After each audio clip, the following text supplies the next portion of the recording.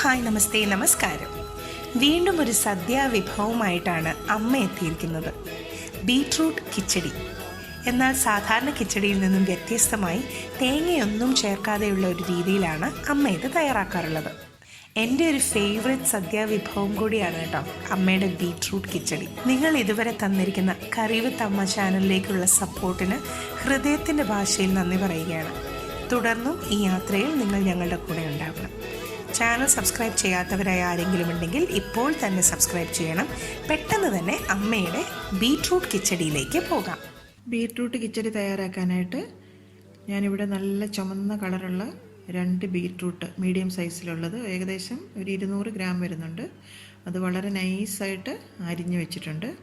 അതേ കപ്പിൽ തന്നെ നല്ല കട്ട തൈര്, അധികം പുളിയില്ലാത്തത് കട്ടയൊക്കെ ഉടച്ച് വെച്ചിട്ടുണ്ട്. ഒരു 8 പച്ചമുളക് ചെറുതായിട്ട് അരിഞ്ഞു വെച്ചിട്ടുണ്ട്. 2 വറ്റൽമുളക്, 1 ടീസ്പൂൺ കടുക്, 2-3 തണ്ട് കറിവേപ്പില, ഒരു 4-5 ടേബിൾ സ്പൂൺ വെളിച്ചെണ്ണ, ഉപ്പ് ആവശ്യത്തിന് വേണം.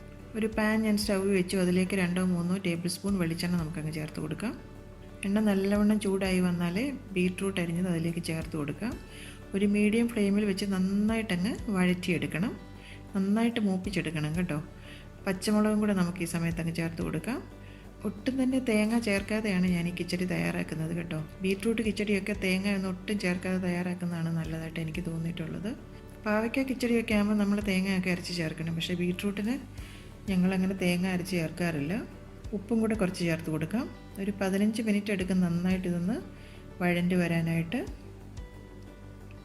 ഇപ്പം ഏകദേശം ഒരു 10-15 മിനിറ്റ് കഴിഞ്ഞിട്ടുണ്ട്. ഇപ്പം നന്നായിട്ട് മൂത്ത് വന്നിട്ടുണ്ട്. കരിഞ്ഞു പോകാതെ ശ്രദ്ധിക്കണം കേട്ടോ. ഈ സമയത്ത് നമ്മൾ ഉടച്ച് വെച്ചിരിക്കുന്ന തൈര് കൂടി ഇതിലേക്ക് അങ്ങ് ചേർത്ത് കൊടുക്കാം. ഞങ്ങളുടെയൊക്കെ സൈഡിലെ ബീട്രൂട്ട് ഇത് കിച്ചടി എന്നാണ് പറയുന്നത് കേട്ടോ, പച്ചടിയല്ല. ചില സൈഡിൽ ഇതിന് പച്ചടി എന്ന് പറയാറുണ്ട്. കുറേശ്ശെയായിട്ട് ആ തൈര് ചേർത്ത് നമുക്കങ്ങ് മിക്സാക്കി എടുക്കാം. ഇത് വീണ്ടും ഇരുന്നൊന്ന് കുറുകി വരും കേട്ടോ.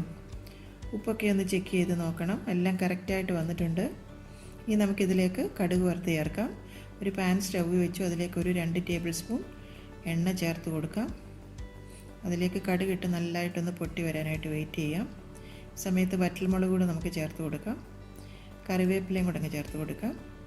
ഇനി നമ്മളിത് ചൂടോടുകൂടി നമ്മുടെ കിച്ചടിയുടെ പുറത്തേക്ക് അങ്ങ് ഒഴിച്ചു കൊടുക്കാം. ഇപ്പം നമ്മുടെ സ്വാദിഷ്ടമായ ബീട്രൂട്ട് കിച്ചടി റെഡി ആയിട്ടുണ്ട്. വളരെ സിമ്പിളാണ്, പെട്ടെന്ന് തന്നെ നമുക്ക് തയ്യാറാക്കിയെടുക്കാം. വളരെ സ്വാദിഷ്ടമാണ്. അപ്പം നിങ്ങൾ ഇത് തീർച്ചയായിട്ടും തയ്യാറാക്കി നോക്കി ഞങ്ങളെ അഭിപ്രായം അറിയിക്കണം.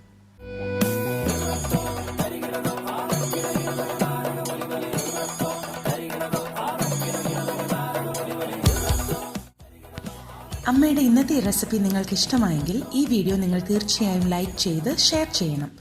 ഒപ്പം തന്നെ കറി വിത്ത് അമ്മ സബ്സ്ക്രൈബ് ചെയ്യാനും ബെൽ ഐക്കൺ ക്ലിക്ക് ചെയ്യാനും മറക്കരുത്. പെട്ടെന്ന് തന്നെ ഞാനും അമ്മയും മറ്റൊരു റെസിപ്പിയുമായി എത്തും. അതുവരേക്കും നന്ദി. Good bye.